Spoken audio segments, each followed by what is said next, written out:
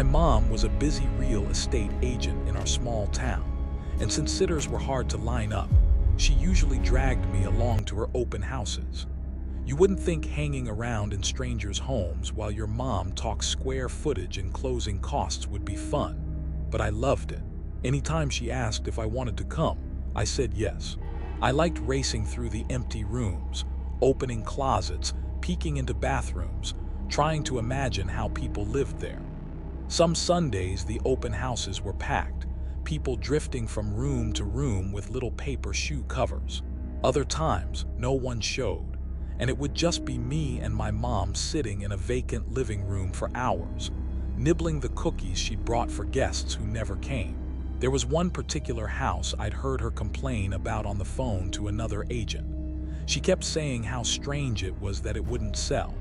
The neighborhood wasn't great, but the house itself was nice, big, with original hardwood floors and huge bedrooms with walk-in closets. She'd had the listing for a while, doing open houses almost every weekend, and the lack of interest really bummed her out. I hadn't been inside that one yet. The last few times she'd gone, I'd had plans with my neighborhood friends, so I skipped it. This time, though, I went. We pulled up out front and went through our usual routine. Unlock, lights on, blinds open, flyers out. My mom always looked sharp and professional, with a stack of business cards, glossy brochures, and a table laid out with some kind of baked goods and bottled water for potential buyers. When I finished helping, her phone rang. While she stepped into the kitchen to take the call, that was my cue to go explore. I checked out the upstairs first, 2 big bedrooms, a bathroom, an empty linen closet. When I came back down to the main level, I drifted into the living room. The house was very quiet. My mom's voice was a faint murmur from the kitchen. That's when I heard it, the dull, rhythmic thump of a ball bouncing.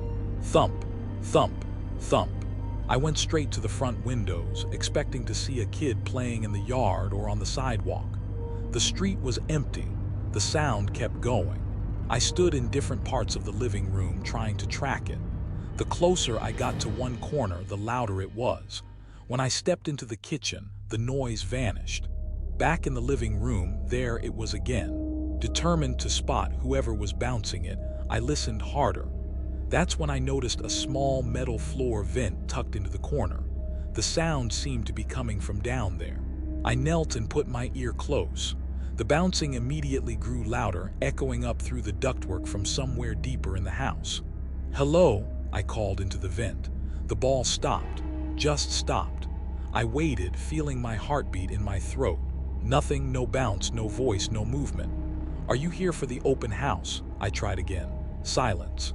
I swallowed, leaned closer, and shouted, "Where does this vent go? Can I come play ball with you?" This time, a reply came. A raspy little boy's voice drifted up, so faint and breathy it made my skin prickle. "Come down to the basement." Then the ball started up again, slower now. Thump, thump, like he was listening to hear if I'd answer. The instant he mentioned the basement, an uneasy, crawling feeling settled in my stomach. I backed away from the vent and headed into the kitchen, waiting until my mom hung up. "Did anyone come yet?" I asked. She shook her head. "Nope, not a soul." I hesitated. "Did the owners have a little boy? Like, did they leave their kid here or something while they moved out?" She frowned. "No, it was just a single older woman. She already moved back to her hometown. The place is completely empty until it sells. Empty. And yet I'd just been talking to a boy." "Where's the basement?" I asked. She pointed across the kitchen at a plain door next to the pantry. I walked over, heart thudding, and eased it open. A steep flight of white-painted wooden stairs vanished into darkness. I could see only the steps themselves and a small patch of bare concrete at the bottom. No light, no sound, no movement. Everything in me screamed that something was wrong. I shut the door and went back to the living room, forcing myself to sit on the couch and wait until my mom was ready to leave. I was done wandering. A few minutes later, the bouncing started again through the vent. By then, the fear had curdled into irritation. I crawled over, leaned down, and snapped, "Who are you? Just bring the ball up here. We can go outside and play." His voice came back, louder this time, closer. "Just come to the basement." "No way," I said. "A dark, creepy basement is a weird place to play." He didn't respond. The only sound was the ball, thump closer to the vent. Thump rolling away again, over and over like someone pacing back and forth, bouncing as they walked. I could picture him clearly, circling beneath the house. I stayed there, listening. Minutes passed. At some point, I rested my forehead against the cool metal of the vent, half hypnotized by the rhythm. Then the bouncing cut off mid-thump. Right next to my ear, as if his mouth were pressed against the grate, the boy screamed, "Get out of the house before my dad gets back." I jerked away, heart slamming, vision going white at the edges. After that, nothing. No voice, no ball, just silence. I bolted out the front door and sat on the concrete steps until my mom finally locked up. I must have looked shaken because she studied me as we walked to the car and asked what was wrong. On the ride home, I told her everything. She didn't buy it for a second. She said it was my imagination, that she'd been in the basement plenty of times and there was absolutely no one down there. I didn't argue. I just wanted as much distance between us and that house as possible. Not long afterward, she managed to sell it to a relative of the original owner, and neither of us ever had to go back. Later, she did admit that being alone in that place made her skin crawl, and that she always counted the minutes until she could drive away. I've never looked into the history of the property or who lived there before. The boy's voice had sounded angry, wrong somehow. I don't want to know what his dad was. I still refuse to drive down that street when I'm in that part of town. Some things are better left unknown. Before the next story starts, if you're new to this channel, don't forget to subscribe and turn on the bell so you don't miss any upcoming scary stories. I've been driving for Northway Pizza since the start of last winter. Most nights are uneventful, college kids wanting late slices, families ordering the 2 for 1 special, the usual. Friday, May 16th looked the same on paper. I started my shift at 6, grabbed the insulated delivery bag, and taped my route sheet to the dashboard. 6 orders, 5 prepaid, 1 cash. A large pepperoni to Highway 12, Scenic Vista Motel, Room 7. The ticket printed at 8:42 p.m., right as a light drizzle started. The radio kept slipping between stations, and the wipers screeched dry every few passes like they couldn't decide if it was raining or not. Scenic Vista sits 12 miles north of town, an old single-story strip of rooms facing a broken parking lot. I'd passed it plenty of times in daylight. Half the neon letters were burned out, and the sign always looked half asleep. I rolled in around 9:10, maybe 9:15. The office was dark, the vacancy sign buzzing faintly but giving off no light. No cars in the lot, just gleaming streaks of water from earlier rain. I parked near the office and waited a minute, hoping someone would appear. No one did. My phone barely had 1 bar, but I tried calling the number on the order anyway. Straight to voicemail. After 5 minutes of idling with the heater on, I decided to walk the pizza over myself. Our policy is to deliver directly to the room when a number's listed, even if the lobby is closed. Room 7 was near the middle. A single light bulb above the door cast a weak yellow pool on the cracked concrete. Rust streaked the hinges and an old newspaper was half jammed under the doormat. I knocked, 3 quick taps. Almost immediately, the deadbolt slid back.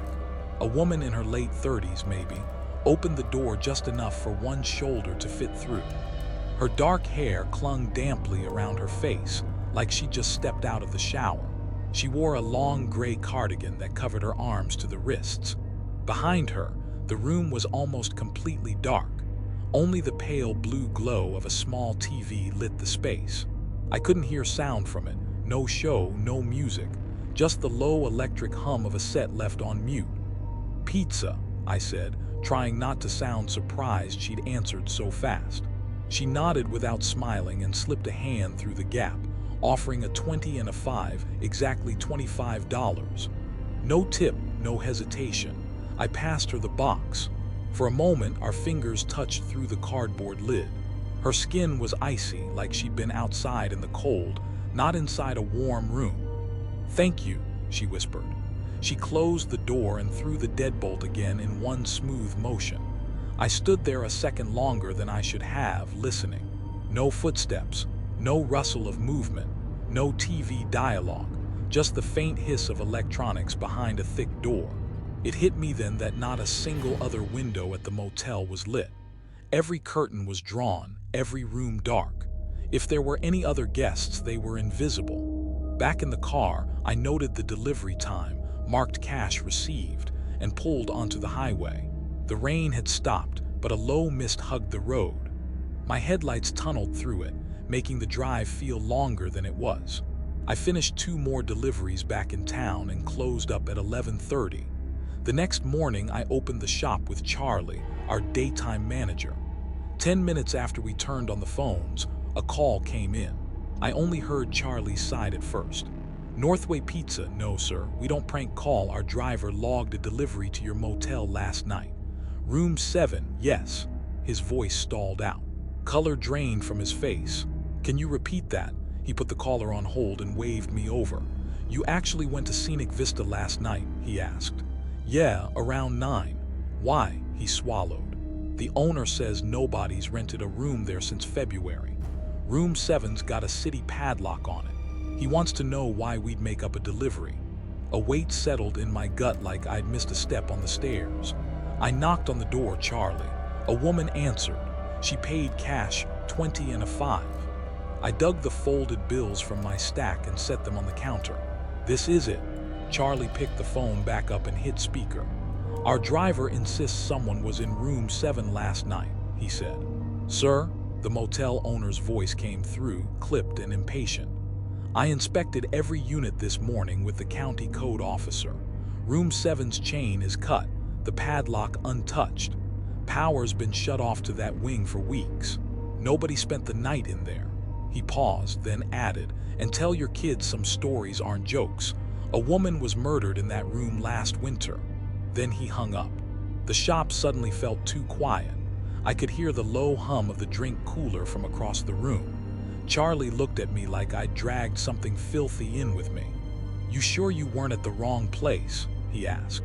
"I know that stretch of highway. It was Scenic Vista, room 7. The light was on." He rubbed his jaw thinking, then flipped our door sign from open to back in 5. "Show me," he said.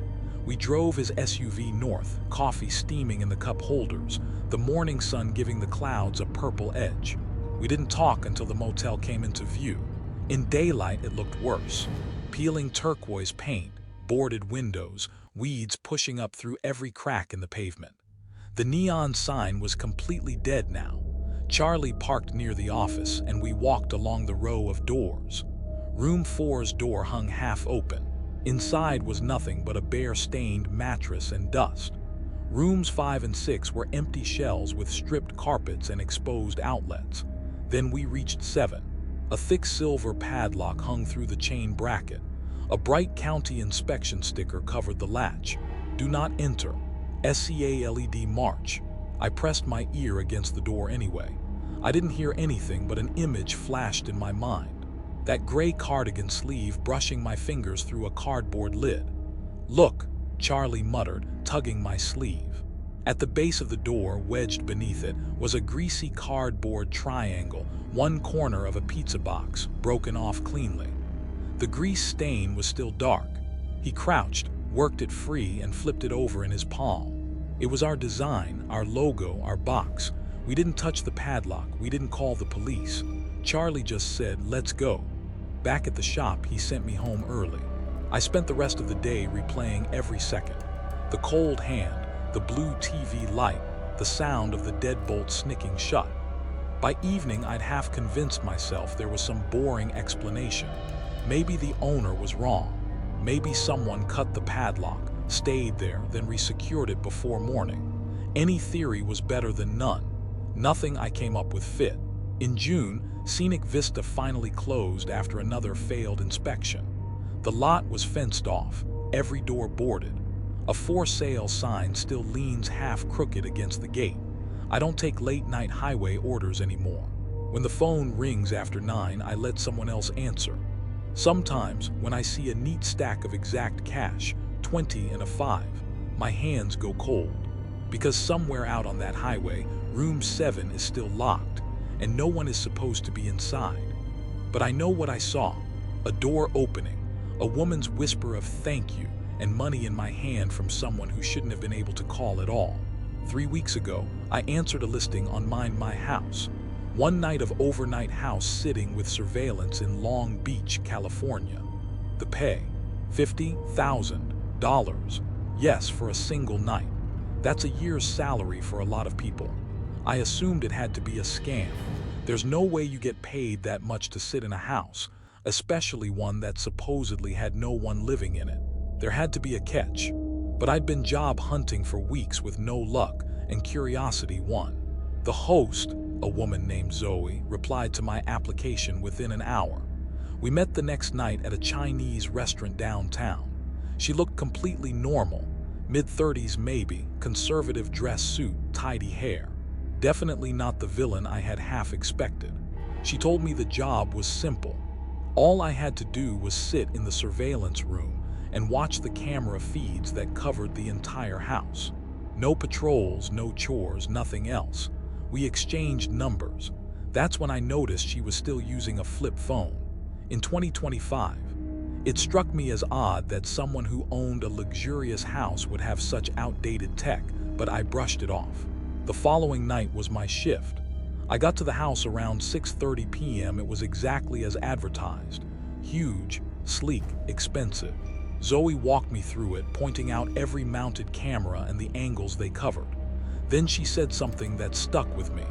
"The basement and attic are off limits," she told me. "They're a mess. I don't want you getting hurt or anything."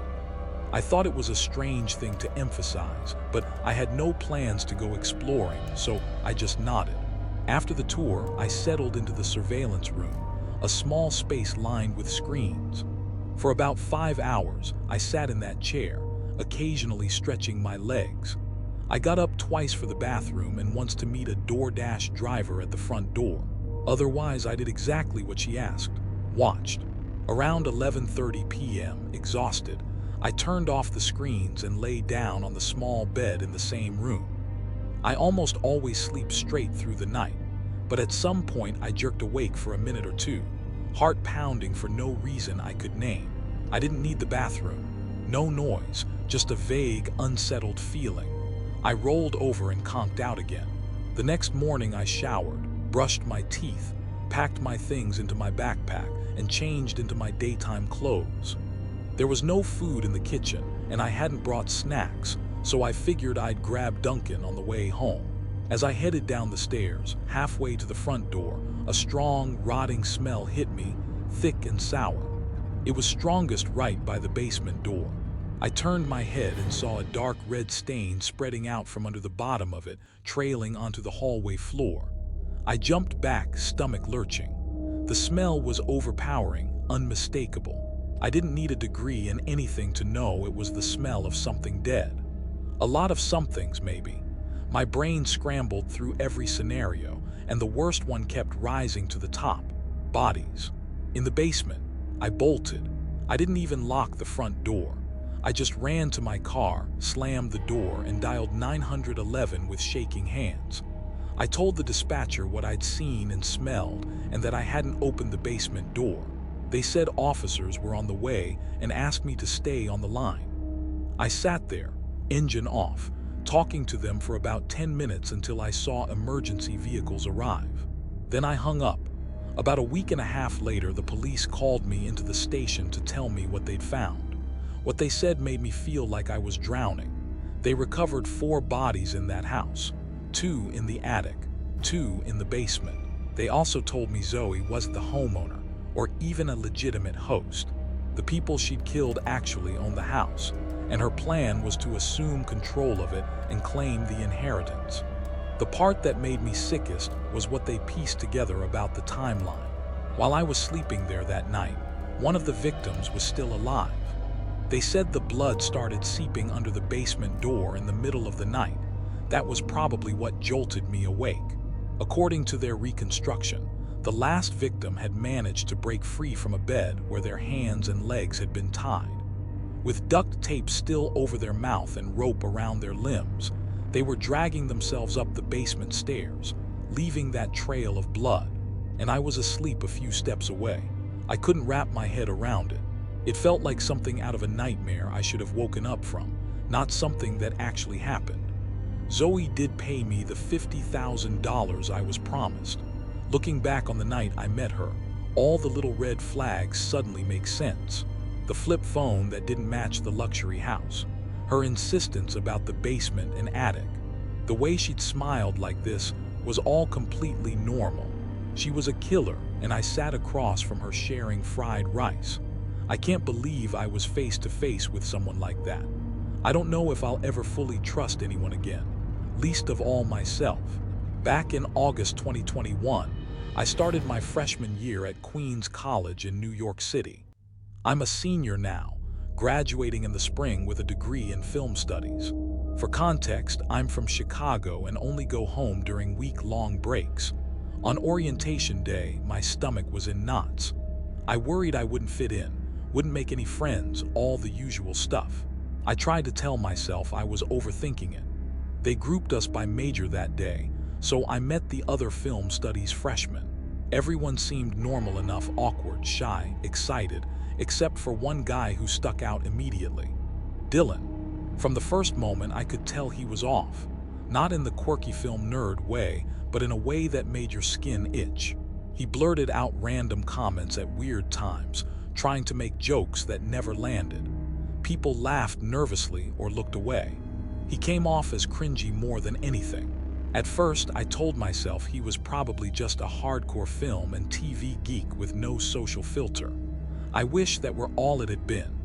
Weeks went by, and Dylan became more and more unbearable. He'd hijack conversations, spouting nonsense only he cared about. He didn't seem to notice the eye rolls or the way people physically turned away from him. The upside was that most of the film studies freshmen, including me, had formed a little friend group. We bonded over classes, movies, all-nighters. Dylan sort of forced his way in. Nobody invited him. He just started showing up whenever we hung out. We didn't really consider him a friend. We just tolerated him. One night I was eating dinner in the campus cafeteria with 3 friends from that group, Alex and Eric, and a girl named Mary Kate. We talked about classes, professors, movies, and eventually the topic shifted to Dylan. We all vented about how draining he was, the way he made everything about himself, the bizarre stuff he said that had nothing to do with anything we were talking about. Then Mary Kate said something that made my blood run cold. She told us Dylan had been seen following girls around campus all the way to their dorm rooms. Not just once, multiple times. Word had gotten around, and most of the student body, according to her, thought Dylan was a psychopath. I stared at her, hoping she was exaggerating, but her face was grim. After that, every interaction with him felt worse. Days passed. Dylan stayed his usual unnerving self. Then, at lunch one afternoon, he sat down at our table because there was an empty seat. I let out a tiny sigh and muttered under my breath, "Here we go again." He immediately launched into a rant about how people were giving him creepy looks everywhere he went. I thought, I wonder why. We all ignored him and kept talking among ourselves. After a few minutes he snapped, voice suddenly firm and sharp. "Why are you all acting like children and ignoring me?" Something in me broke. I don't know where the courage or the anger came from, but I turned to him and let everything out. "Listen," I said. "I don't know what you want from us, but none of us wants to talk to you. And you know why? You're annoying. You butt into our conversations and bring up random crap no one is talking about. Do you ever just shut the hell up? Seriously, dude, leave us alone." I had no idea how he'd react. I just knew I couldn't keep pretending everything was fine. He stood up. The chair scraped back, and before I could move, he rushed the 2 seats between us and wrapped his hands around my throat. His fingers dug into my neck hard. My airway closed. I heard the cafeteria go dead silent. Faces turned toward us, mouths open, trays mid-air. Dylan leaned in, eyes wild, and screamed, What is wrong with your tiny human brain? I clawed at his wrists, gasping, vision tunneling. It probably lasted only 5 seconds, but it felt much longer. Then a swarm of guys from a nearby table rushed in. 5 or 6 of them yanked Dylan off me and slammed him face down on the next table. One of them pinned his arms while the others held his legs. "You're not going anywhere," one of them said, "until security gets here." The instant his hands left my throat, the pain flooded in. My neck burned. My head felt like it was floating. 2 friends of mine, Peter and Mark, hurried over and asked if I was okay. I croaked that we needed to report it to the dean of students. As we headed out of the cafeteria, a campus security guard sprinted past us, clearly responding to someone's call. We reached the dean's office and knocked. She opened the door, took one look at me, and her eyes went huge, like she wanted to swear but stopped herself. "What happened?" she asked, voice tight. "I was assaulted," I said simply. She went to a mini fridge on the floor, pulled it open, and grabbed 2 ice packs from the freezer compartment. She handed them to me, and I pressed them gently to the bruised spots on my neck, mumbling thanks. She had us sit down to file a report. I told her everything from Dylan sitting down at our table to the guys pulling him off me. Peter and Mark backed up the details as witnesses. Afterwards, she walked us to the security control room. 2 guards were already there, rewinding and replaying footage from the cafeteria cameras. The screen showed Dylan lunging at me, hands at my throat, then the group of guys hauling him away and pinning him down. The dean glanced at the guards. "You've already seen this," one nodded. "Yes, ma'am. We watched it unfold on the cameras." Once they had everything documented, the dean turned to me. She said she'd keep me updated about what would happen to Dylan, suspension, possible expulsion. I thanked her and went back to my dorm, exhausted. The next morning, I checked my school email like I always do right after waking up. At the top of my inbox was a new message from Dylan. I groaned. "Oh no," the subject line read, "Apology letter." The email said something along the lines of, "Hey, I just wanted to say how truly sorry I am for what I did to you. I went too far and let my emotions get the best of me. Do you want to be friends again?" I read it twice. The wording made my skin crawl. It didn't feel sincere at all, especially that last sentence. Who ends an apology for choking someone by asking if you can be friends again? I decided on the spot not to respond. There was no universe in which I was forgiving him.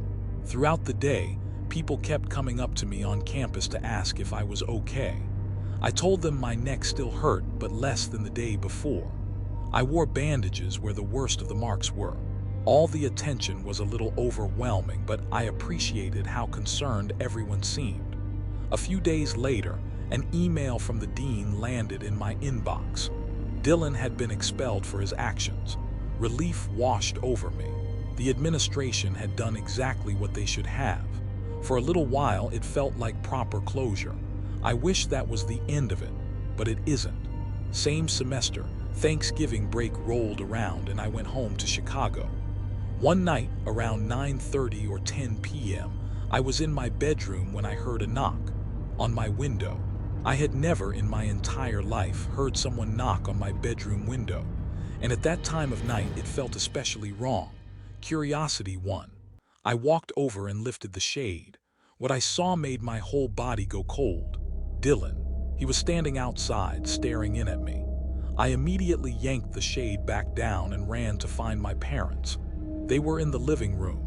I started babbling, talking so fast I barely made sense, trying to explain who I'd seen and what he'd done to me at school. They were skeptical, but my mom agreed to check. We went back to my room together. I stood beside her as she lifted the shade. The window was empty. No Dylan, no one, just the quiet street. "See," she said gently. "No one's there, you're probably just paranoid, I get it." "Yeah," I said slowly. "Maybe my mind's just playing tricks on me." She left, closing the door behind her. That whole night I lay awake, replaying it. If it really had been him, how did he get from New York to Chicago? He told all of us he lived in New York. Nothing about it added up. For days afterward, I struggled to sleep, listening for another knock that never came. To this day, I don't know if I actually saw Dylan outside that window or if my brain conjured him out of fear. You can decide for yourself. On a hot summer day in 2019, I was patrolling a side road off the highway in Seminole County, Florida. I spotted a black SUV with windows tinted so dark I couldn't see a thing inside, which is a pretty clear violation, so I pulled it over. I got out of my cruiser and walked up to the driver's side. The driver, a black man, cracked his window about a quarter of the way. I asked him to roll it down more, and he did. I introduced myself, told him why I'd stopped him, and asked him to roll the window halfway up so I could measure the tint. While I checked it, I explained the legal limits and what he was allowed to have. Then I asked for his license, registration, and proof of insurance. He rolled the window down a bit more, took a drag from the blunt in his hand, and asked with a chuckle how my morning was going. "Just living the dream," I told him. He handed over his license. The name read, Rocky Money Rudolph Jr. I'll be honest, a name like that caught my attention. I told him it was an awesome name and he laughed. For a moment, it felt like any other casual traffic stop. I figured I'd write a ticket and be on my way. I noticed his registration was expired and pointed it out. He said he hadn't gotten around to renewing it because he was working on a project for the homeless. I decided not to push too hard on that and just said, "Okay." We kept chatting, but I had to ask the question hanging in the air. I asked if he smoked or if there was marijuana in the vehicle or if any of his friends smoked. The easygoing vibe evaporated instantly. He stiffened and told me, "No, sir." I asked if he had a Florida medical marijuana card that would allow him to legally possess and use it. Again, he said no. The problem was I could smell it. The odor of marijuana was strong, pouring out of the SUV. On top of that, he was laughing erratically and saying things that didn't quite make sense. He was clearly under the influence. I told him to shut the car off. That's when he started to really panic. He asked me why, voice tense. So I laid it out plainly. I told him I could smell marijuana, that he just admitted he didn't have a card, and that we needed to deal with that properly. I told him again to turn the engine off. He got an attitude then, pushing back verbally as I tried to explain why he couldn't be doing what he was doing. In the middle of my sentence, he turned the ignition back on. I reached into the car to switch it off myself and ordered him, firmly, to do me a favor and turn it off. Before I could even finish the order, he snapped. He slammed the gear into drive. I grabbed onto the car, half inside the door as he hit the gas. Instinct kicked in. I drew my firearm with my free hand and shouted at him to stop, over and over. I must have yelled 5 times. He drove about 20 feet with me hanging on. My patience and my fear hit a breaking point. I ordered him to put his hands up. He started crying, whining, saying he hadn't done anything, even as he kept trying to drive away. I repeated myself like a broken record. Hands up, hands up. Instead, he stomped the accelerator again, and I could feel his hand fumbling toward my gun, trying to knock it away. What happened next is the part a lot of people don't want to hear about. If you hate cops, this is probably where you'd click away from the video. While clinging to the moving SUV, I fired a shot. It missed. I fired a second time, missed again. I fired one more shot, also missed. After that third shot, Rocky managed to smack the gun out of my hand. It flew to the pavement somewhere behind us.